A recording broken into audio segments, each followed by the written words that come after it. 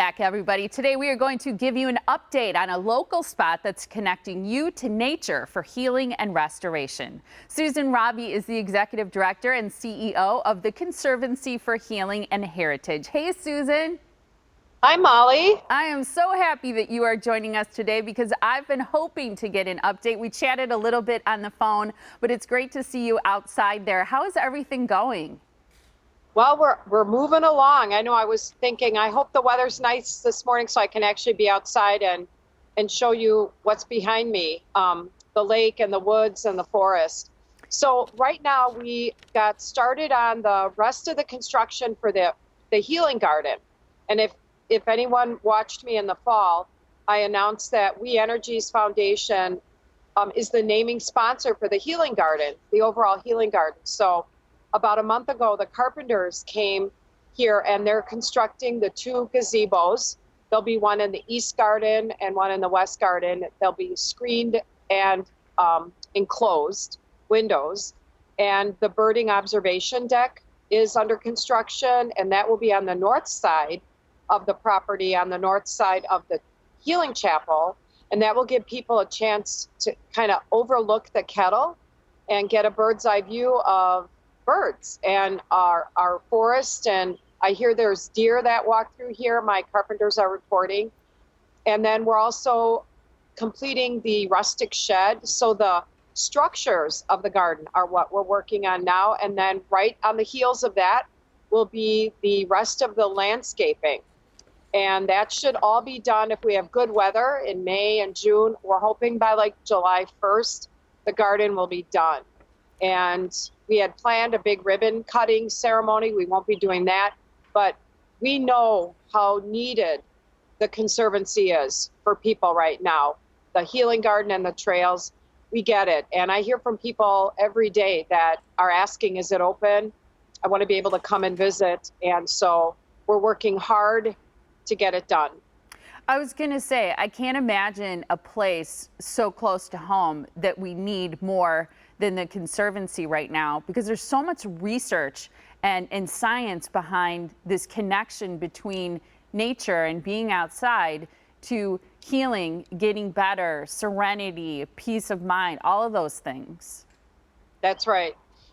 I can go back and research, Molly, that 3,000 years ago, physicians prescribed nature, whether it was different flowers and herbs for people to take internally, but also to spend time, feet on the ground, observing nature, observing birds flying, observing nature and water in its pure state. And so that's really the basis for the Conservancy, is we know this. And we're adjacent to the Ascension's Ryman Cancer Center.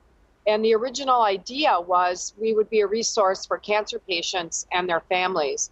But as times evolved the last several years, it's grown. It's mental, it's emotional, it's spiritual, and it's physical. We are all that. And our bodies and our minds and our spirits need a place that is really focused on helping all of those parts of us stay as healthy and balanced as possible. And now in the COVID-19 world that we're in, the mental, emotional, spiritual aspect of our health is really becoming more important, I think. And so that's why we're working real hard to get this done. Yeah, and you're so far ahead of your time. I mean, I think the timing couldn't be better for this. So you've got, is it 36 acres of forest land, and then that deep glacier lake that you were talking about is 35 feet, correct? That's right, yes. So what we know is the glaciers through the Ice Age came carving through Wisconsin. They carved the Kettle Moraine forest, and they kept heading east. And as they carved their way east, they carved the land that we own. So we actually have a kettle here. It's kind of the eastern edge of the Kettle Moraine forest.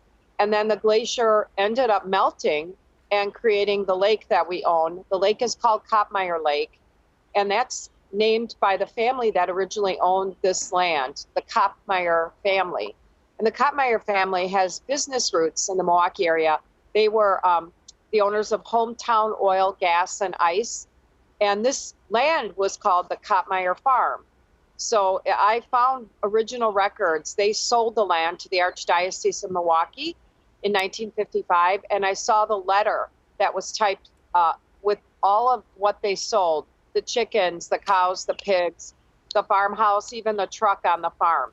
That is And so we go all the way back, and that's kind of neat to know that we're keeping the land serving the community. They had a farm, and we're taking a small part of it and creating this healing garden and then opening it up for nature trails as well. And I know you have an urgent need right now. We ran out of time, but people need to donate because you're trying to get these trails built and completed so that people can use them as soon as possible, correct? Correct. So the bare minimum that I need is $75,000, and I have a $25,000 challenge grant of that 75. So it would be great to get the final 50,000, and that would be to open the healing trails. There's still some sponsorships of elements of the healing garden also available. But it'd be great if I could get some partners to help us get the last of the money raised. We hope you can do that too, Susan. I can't wait to visit. Thank you so much for joining us today. All right, Molly. Thank you very much. Yeah, appreciate it. We'll be sure to check in with you too as things get further along the way. The Conservancy.org is the website to visit, to donate, to find out more about it, to see how you can help and even sponsor elements of the Healing Gardens. 414-510-4771. You can talk to Susan directly on ways that you can help.